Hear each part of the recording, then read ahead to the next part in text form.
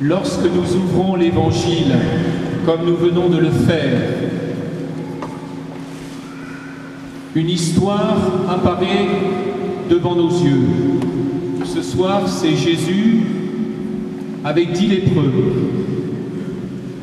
Jésus qui marche résolument vers Jérusalem, c'est-à-dire, nous le savons bien, vers sa passion et sa mort d'amour sur la croix, pour nous, pour l'humanité entière. Et dans quelques instants, dans l'Eucharistie, nous allons nous rappeler ce don de Jésus pour la multitude des hommes et pour nous.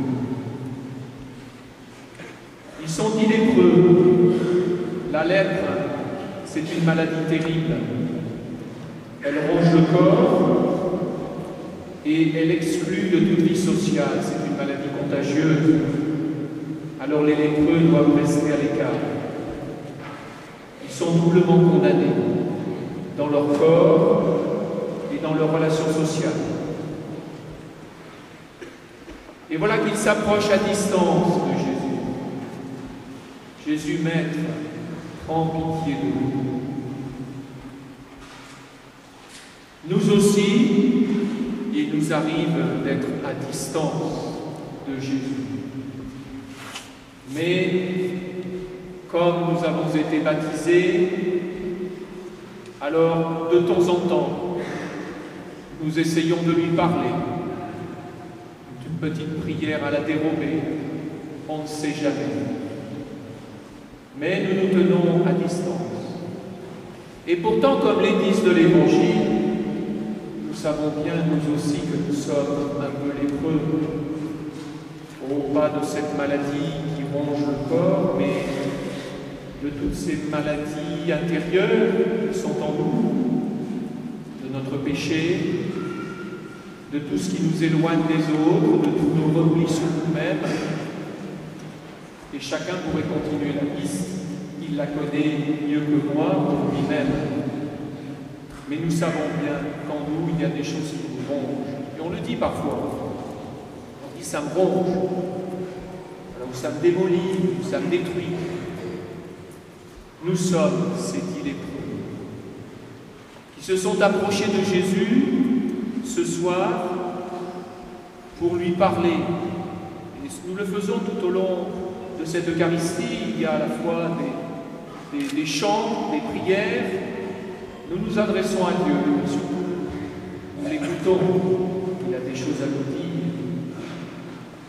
Que dit Jésus aux 10? Allez vous montrer aux prêtres. Ce ne sont pas les prêtres tout à fait comme ceux qui m'entourent, c'est les prêtres de l'Ancien Testament, ceux qui servaient au temple de Jérusalem et qui devaient authentifier la guérison. Vous avez remarqué que Jésus ne guérit pas sur le moment où il leur dit allez vous montrer aux prêtres. Et les 10 ont confiance. Ils s'en vont, de fait, trouver les prêtres. Et en cours de route, ils s'aperçoivent qu'ils sont purifiés, guéris de leur lèpre. Nous aussi, et nous l'avons rappelé tout à l'heure à l'entrée de la basilique, nous nous sommes rappelés notre baptême. Voilà, derrière l'aspersion d'eau, c'était l'eau de notre baptême.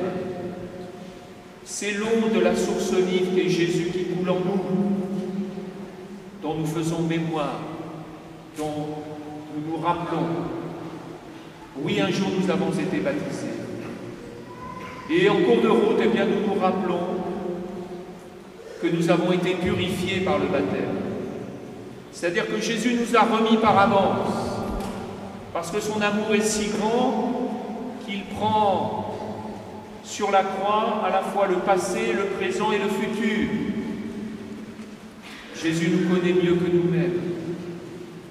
Et il pardonne par avance. Et il nous remet par avance. Et non seulement il nous pardonne et il nous remet, mais il nous donne ce qu'il est, c'est-à-dire sa propre vie.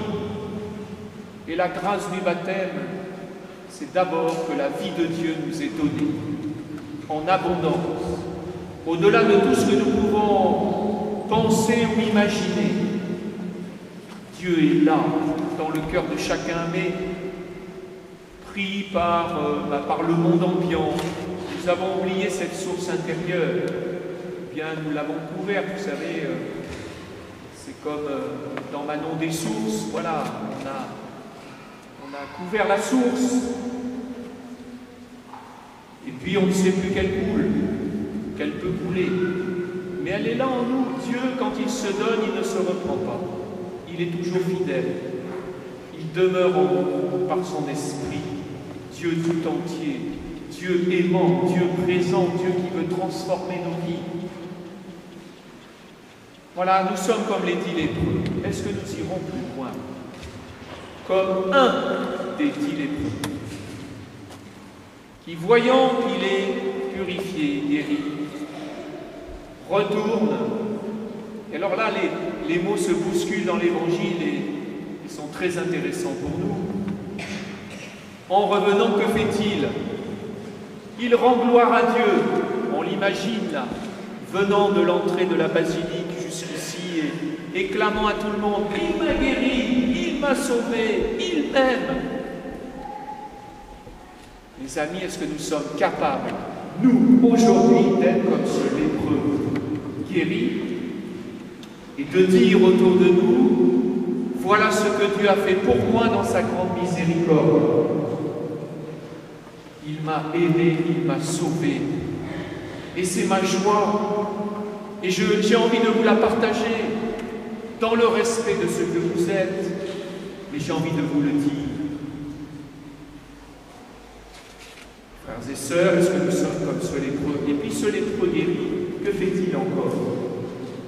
Il vient vers Jésus, il se prosterne et il rend gloire, il rend grâce à Jésus qui l'a guéri. Eh bien, dans ce que je viens d'essayer maladroitement de vous dire, vous avez là votre programme d'année. Notre programme d'année, pas réservé aux jeunes, mais aussi pour les adultes qui sont là et puis tous ceux qui sont au dehors. Saurons-nous saurons-nous rendre grâce à Jésus? Vous savez, parfois, il y a des jeunes qui disent: bon, la messe le dimanche, c'est pas nécessaire. L'Évangile nous dit le contraire. Parce que ce lépreux guéri, qu'est-ce qu'il fait? Ben, il fait Eucharistie. Eucharistie, ça veut dire action de grâce.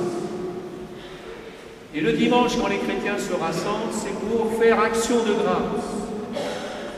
Pour dire merci à Jésus de s'être donné. On fait mémoire de lui dans l'Eucharistie. Et une mémoire qui n'est pas un souvenir, qui est une mémoire qui le rend présent aujourd'hui.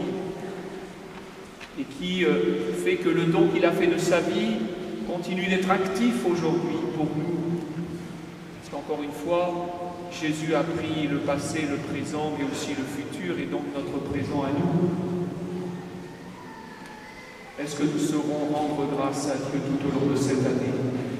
Pas seulement une fois par an dans la basilique Saint-Benoît-sur-Loire, mais tous les jours de notre vie, et particulièrement le dimanche, où nous sommes attendus pour faire action de grâce avec les autres.